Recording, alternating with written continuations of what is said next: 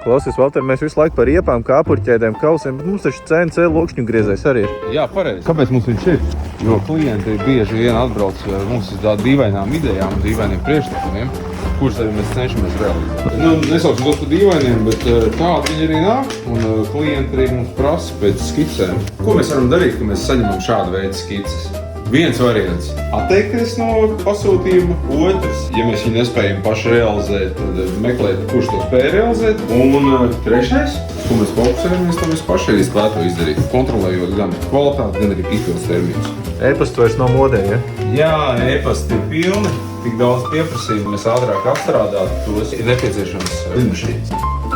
Un tagad skice lidos pie viestura, lai pārvērstos reālā projektā. Sveiki!